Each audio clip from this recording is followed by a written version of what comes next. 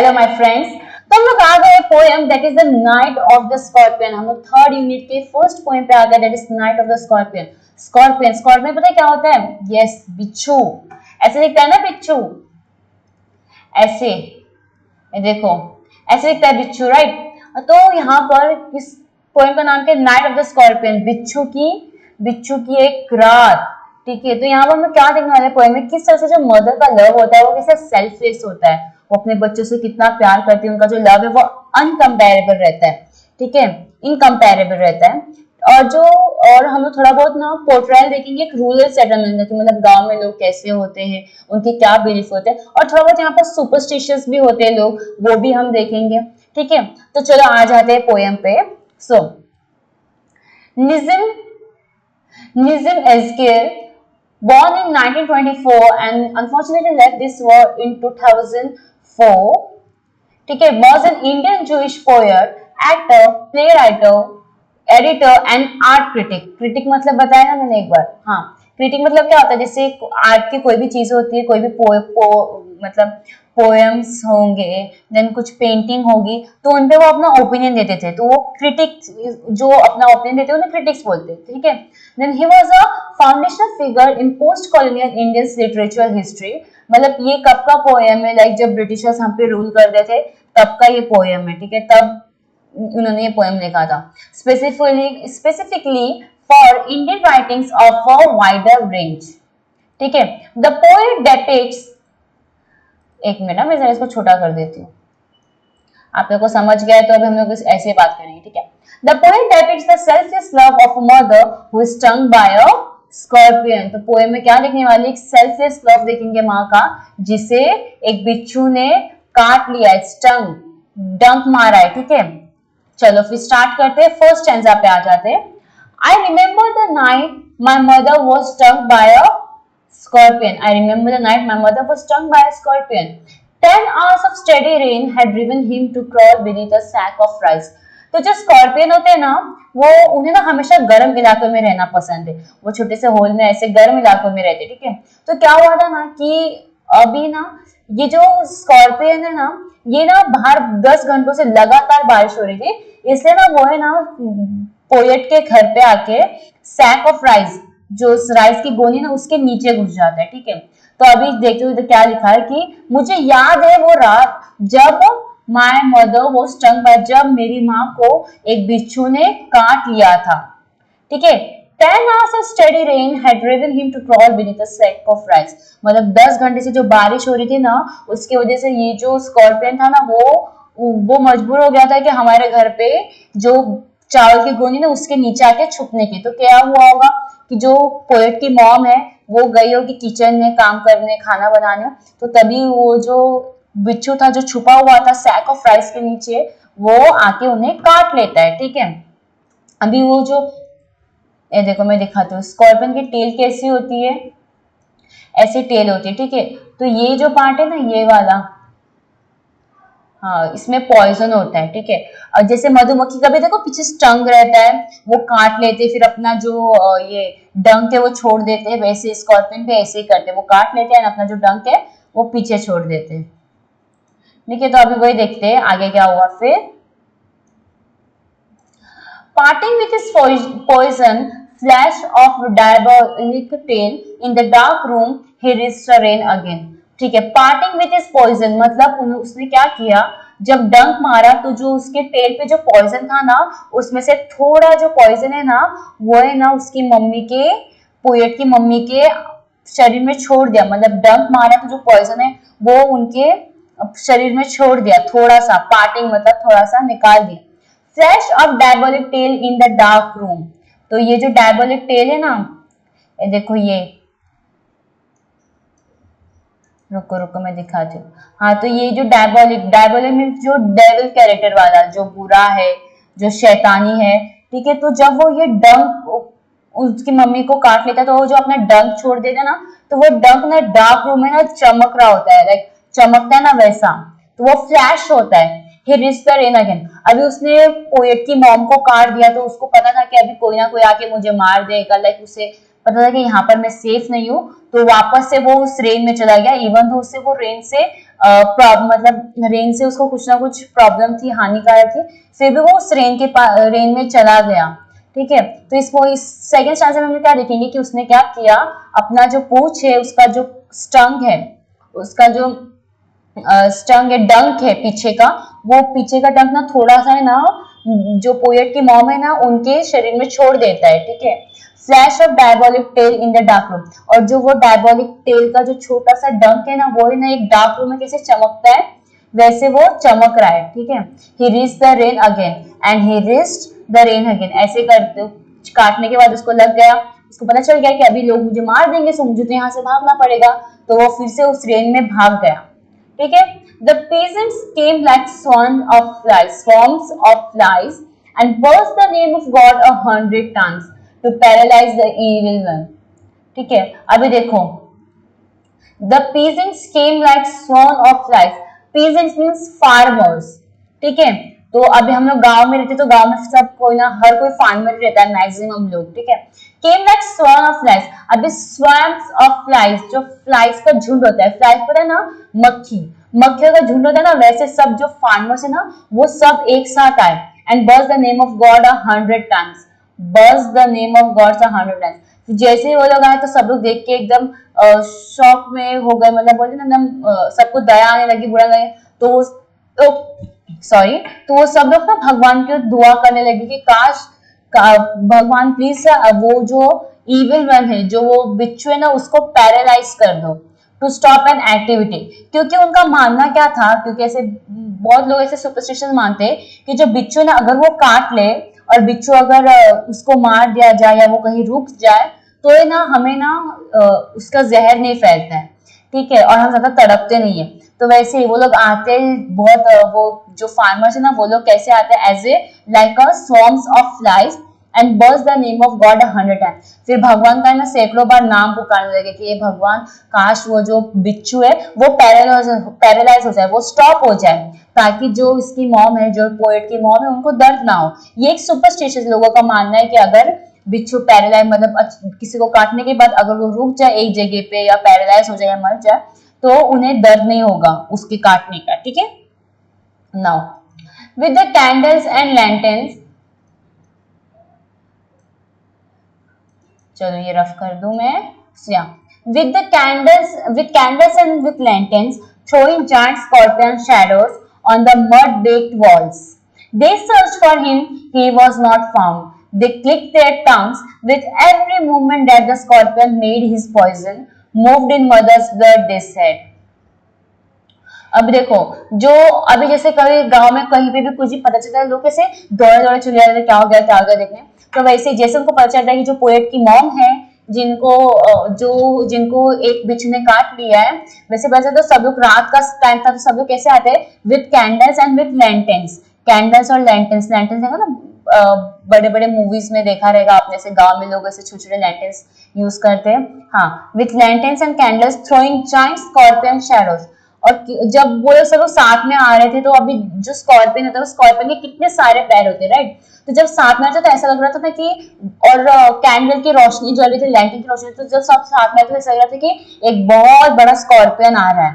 ठीक है, और वो जो स्कॉर्पियन की शैडो कहाँ दिख रही है, on the mud baked walls. अभी गांव में कैसी कच्ची दीवारें होती है, जो मिट्टी की दीवारें होती है, राइट। तो वैसे वहां पर ना जब वो लोग सब लोग कैंडल्स और लैंटर्न्स के साथ आ रहे थे, तो वो जो है ना अपना जो शैडो है ना, as like a giant scorpion mud baked walls पे उनका शैडो दिख रहा था। ठीक है, they search for him, he was not found. वो ढूंढने लगे उस स्कॉर्पियन को, बहुत ढूंढने लगे, लेकिन वो नहीं मिला, he was not found. They clicked their tongues. वो लोग, जब हम लोग किसी के लिए बुरा रहता है या फिर कोई कुछ होता है, तो हम लोग अरे रे ऐसा कहते हैं, so they clicked their tongues with every movement that the scorpion made his poison moved in mother's blood, they said. तो वो लोग ऐसे, स्कॉर्पियन तो मिल नहीं रहा है, तो आई होप, तो बोलने लगे कि काश बस वो जो स्कॉर्पियन है वो हिले ना, वो डूले ना, कुछ भी करे ना, ताकि जो मॉम के बॉडी में जो पॉइजन है ना, वो मॉम की बॉडी में ज्यादा फैले ना। ठीक है। तो वो अपना टंग क्लिक करते हुए ये दुआ करने लगे, ये बोलने लगे कि जो वो स्कॉर्पियन है ना वो ज्यादा हिले ना, तो जो मॉम की बॉडी में जो पॉइजन गया है ना वो ज्यादा खून में मिलेगा, जो मम्मी के अंदर तक खून में मिलेगा नहीं, ठीक है। This said may he seat still, this said, उन्होंने बोला कि काश, एक मिनट, मैं जरा इसको बड़ा कर देती हूँ, ठीक है। मे ही सिट स्टिल, उन्होंने बोला कि अच्छा होगा अगर जो वो स्कॉर्पियन है वो एक जगह पे बैठा रहे। May the sins of your previous birth be burned away tonight, वो बोलता है कि फिर वो अभी स्कॉर्पियन ने काट लिया है, तो जो मॉम है, जो मम्मी है उनकी, वो तड़प रही है, ठीक है। तो ये लोग अपनी इधर ज्ञान बांट रहे, क्लिक देयर टंग, ऐसे करके ज्ञान बांटना स्टार्ट कर दिया उन्होंने, ठीक है। May the sins of your previous birth be burned away tonight, तो वो लोग फिर दिलासा देने के लिए कि जो तुमने पुराने, जो अपने पिछले जन्म में जो भी तुमने पाप किए हैं, previous birth be burned away tonight, जो पिछले जन्म में जन्म लेके तुमने जो भी पाप किए वो आज के आज खत्म हो जाए। They said may your suffering decrease the misfortune of your next birth, they said, वो बोलते कि अच्छा होगा कि जो भी तुम आज सफर कर रहे हो, क्योंकि जो स्कॉर्पियन है जब वो डसता है ना, जब वो डंक मारता है ना, तो वो इतना पेन करता है ना, लोग उस पेन को ना झेल नहीं पाते, वो इतना सफरिंग, इतना तड़पाने वाला पेन होता है। तो वही वो बोलते हैं, उसको दिलासा देते हैं कि ना कि भगवान करे कि जो तुम्हारा आज जो भी तुम सफर कर रहे हो ना, वो तुम्हारा ना जो आगे जाके जो तुम्हारा दूसरा जन्म है ना, उसमें ना तुम्हारी मुसीबतें, मिसफॉर्च्यून, तुम्हारी जो किस्मत है, जो तुम्हारी मुसीबतें हैं ना, वो कम कर दे। They said may the sum of all evil balance in this unreal world against the sum of good become diminished by your pain। तो अभी देखो अनरियल वर्ल्ड, ठीक है, वो कह रहे हैं कि ना जो तुम्हारा सम है ना, इविल, अभी कोई भी ऐसे हमने देखे होंगे ना मूवीज वगैरह में कि भगवान ऐसे एक तराजू लेके बैठते जिसमें एक साइड हमारे पाप होते हैं, एक साइड हमारे बुरे कर्म होते हैं, और एक साइड हमारे अच्छे कर्म होते हैं। तो वो बोल रहे हैं कि काश ऐसा हो कि the sum of all evil balance in this real world against the sum, तो जो तुमने बुराई की है ना वो है ना बैलेंस हो जाए तुम्हारी अच्छाई से, ताकि तुम इस अनरियल वर्ल्ड में रह सको। क्योंकि ये जो अभी वर्ल्ड है हमारा, ये दिस इज अनरियल, क्योंकि असली बोलते ना असली वर्ल्ड तो वही है जहाँ हम पैदा हुए, लाइक झन्नुम झन्नुम बोलेंगे, जहन्नुम मीन्स हेल, देन जन्नत, जन्नत मीन्स हेवन, ठीक है, वो है पाताल लोक, भूत लोक, जो भी है। लेकिन अभी का जो वर्ल्ड है उसे क्या बोला गया, अनरियल वर्ल्ड बोला गया, ठीक है। तो वो लोग वही कर रहे कि काश तुम्हारे जो इवल है ना वो बैलेंस हो जाए तुम्हारी अच्छाई से, तो तुम्हें भगवान इस दुनिया से नहीं लेंगे, ठीक है। क्योंकि अगर हम हमारा तराजू में अगर हमारे पाप ज्यादा होते तो भगवान फिर हमें बुला लेते हैं, मतलब हम मर जाते हैं, हमारी जो जीवन की रेखा है वो खत्म हो जाती है, ठीक है। Become diminish by your pain, diminish means to less और रेड्यूस, तो वही वो बोल रही कि जो तुमने पाप किए ना वो तुम्हारी अच्छाई से ना बैलेंस हो जाए, जो तुम्हारी बुराई है ना वो डिमिनिश हो जाए, जो तुम दर्द सह रहे हो उसके वजह से, ठीक है। May the poison purify your flesh of desire, अभी जो ह्यूमन बॉडी है, ह्यूमन बॉडी में कितना डिजायर होता है, ये पाने की इच्छा, वो पाने की इच्छा, तो ये जो पॉइजन है ना कहीं तुम्हारा फ्लेश, तुम्हारी जो ये इच्छाएं है उसे प्यूरिफाई कर दें, ठीक है। मे your spirit of ambition, they said, अभी वो कहते हैं कि जो तुम्हारे स्पिरिट है ना एम्बिशन की, ambition is to aim to, कुछ करने की जो स्पिरिट है ना वो भी प्यूरिफाई हो जाए इस पॉइजन से। And they sat around on floor with my mother in the centre, the peace of understanding on each face, ठीक है। This sat around the phone, तो वो लोग ना उसकी मम्मी बीच में ना तड़प रही है वो बिच्छू ने काटने के बाद, तो जो बाकी के जो गांव वाले ना वो उसकी मम्मी को ना चारों तरफ से ना घेर के ना बैठ गए, और मम्मी बीच में, मतलब पूरी सर्कल में घेर के बैठे। The peace of understanding on each face, इसका मतलब है कि वो है ना एम्पैथी दिखा रहे हैं उसकी मॉम के लिए, मतलब उन्हें ना कहीं समझ आ रहा है कि वो कितना तड़प रही है, वो बुरा फील कर रहे हैं उनकी मॉम की सफरिंग देखते हुए, ठीक है। पीस अंडरस्टैंडिंग, जैसे हम लोग देखते हैं किसी को कोई कुछ सफर कर रहा है, किसी को कुछ दर्द होता है, तो हम लोग एकदम शांति से उस इंसान का दर्द देखते हैं, हमें उन पे दया आती है, हम लोग उनका दर्द फील करते हैं। वैसे ही वो कह रहे कि जो उसकी मम्मी बीच में लेटी हुई और सब लोग पूरी तरह से उनको घेर के उनका अंडरस्टैंड करे, उनकी जो peace of understanding on each face. हर कोई उनका जो दर्द है वो समझने की कोशिश कर रहे हैं, ठीक है। More candles, more lanterns, more neighbours, more insects and the endless rain. अभी जैसे जैसे गांव में कैसे होता है, जैसे जैसे लोगों को पता चलता है वैसे वैसे लोग इकट्ठा होते गए। वैसे ही जो पोएट की मॉम में जब उनको बिच्छू ने काटा तो ज्यादा से ज्यादा लोगों को पता चला, तो ज्यादा से ज्यादा लोग आ गए। तो इसको कैसे बोला गया है कि मोर कैंडल्स मोर लैंटर्न्स, मतलब बहुत सारे लोग कैंडल्स के साथ आए, लैंटर्न्स के साथ आए, और बहुत सारे पड़ोसी। More insects and the endless rain, और ना रुकने वाली बारिश। My mother twisted through and through, groaning on a mat. जो उनकी मम्मी ने वो ट्विस्ट कर रही है, यहाँ वहाँ हिल डुल रही है दर्द के मारे। देखो, twisting through and through, groaning means a mournful sound conveying pain or grief.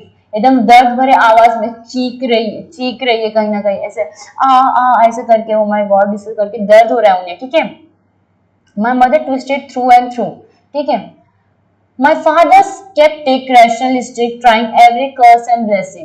तो उनके जो फादर है ना वो है ना स्केप्टिक है और बहुत रैशनलिस्ट है, मतलब a person who believes in reason and knowledge then opinion and belief. अभी सब लोग क्या आ रहे हैं, सब लोग आके बस भगवान को दुआ कर रहे हैं और बस बोल रहे कि अरे इनके साथ ये नहीं होना चाहिए, अरे इनके साथ होना चाहिए। लेकिन जो उनके फादर थे ना वो बहुत वाइज मैन थे, ठीक है।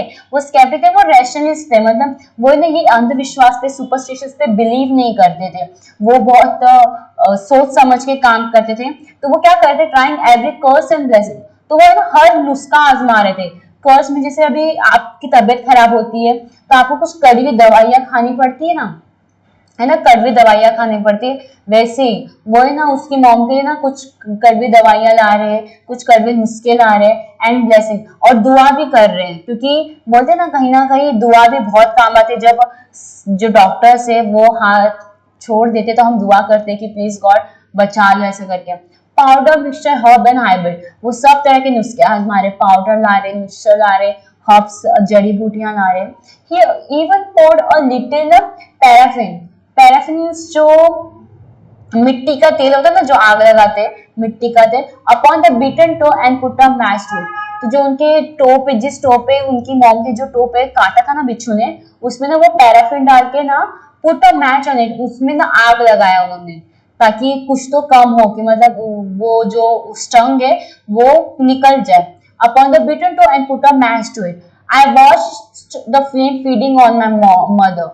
तो उन्होंने देखा ना कि किस तरह से जो आग था ना वो अपनी उनकी मॉम को किस तरह से खा रहा था, ठीक है। ये थोड़ा हाइपरबोली करके जरा ज्यादा बड़ा चढ़ा के बोला गया है कि किस तरह से वो जो आग है वो जला रहा था, तो उन्हें बोला गया कि फीड कर रहा था, ठीक है। I watch the holy man perform his rites to tame the poison with an incantation, ठीक है। अभी जो होली मैन, जो ओझा बाबा ये सब होते हैं ना गांव में, अभी जैसे कुछ भी होता है तो हम लोग डॉक्टर के पास तो जाते हैं, लेकिन कहीं ना कहीं हम वो पुजारियों, पंडित लोग के पास भी जाते हैं कि वो लोग कुछ तो जादू करे, कुछ तो टोटका आजमाए ताकि ये बीमारी हमारी कम हो जाए। और ये ना गांव में बहुत कॉमन चीज है, ठीक है। तो वही वो बोल रहे कि ना यहाँ पर आई watch the holy man, I watch the holy man, उन्होंने जो जादू तंत्र मंत्र करने वाले जो लोग हैं ना, उन्होंने परफॉर्म करते देखा हिज राइट्स, मतलब वो जो रिचुअल्स करते हैं ना, कुछ तंत्र मंत्र करते हैं ना, वो कर रहे थे टू टेम द पॉइजन, ताकि वो पॉइजन को रोक सके, with an incantation. The chanting of words claimed to have magical power. जैसे ना मूवी से देखा ना, ओम ह्रीम ह्रीम ध्रुम चामुंडाय नमः, वैसे ही कुछ वो लोग कुछ तंत्र मंत्र कर रहे थे, कुछ रिचुअल्स आजमा रहे थे, और रिचुअल्स के साथ ये कुछ मंत्र बोल रहे थे, ठीक है। After 20 hours it lost its sting। लेकिन मतलब ये सब करने के बाद क्या हो गया कि आफ्टर 20 hours, 20 आवर मतलब 20 घंटे तक उसकी मॉम लगातार उस दर्द में थी, एकदम वो बिच्छू का जो स्टिंग था उसका पॉइजन के दर्द में थी। इट लॉस्ट इट्स स्टिंग, और आफ्टर 20 आवर्स क्या हो गया, वो जो स्टिंग था ना वो पॉइजन खत्म हो गया, ठीक है। अब वो थोड़ी नॉर्मल हो गई। My mother only said Thank God the scorpion picked on me and spared my children। देखो ये लाइन देखो, फिर जैसे मॉम उठी तो मॉम ने सबसे पहले पता क्या बोला, शुक्र है भगवान का कि जो ये स्कॉर्पियन है ना उसने ना मुझे काटा, picked on me and spared my children, और मेरे बच्चों को छोड़ दिया। तो हमने यहाँ पर क्या देखा कि किस तरह से एक मॉम 20 आवर्स तक ऐसे दर्द में चिल्ला रही है, दर्द से बहुत परेशान हो गई है, दर्द में है, लेकिन फिर भी जब वो उठी तो सबसे पहले वर्ड्स उनके क्या थे कि अच्छा हुआ कि स्कॉर्पियन ने मुझे काटा, मेरे बच्चों को छोड़ दिया।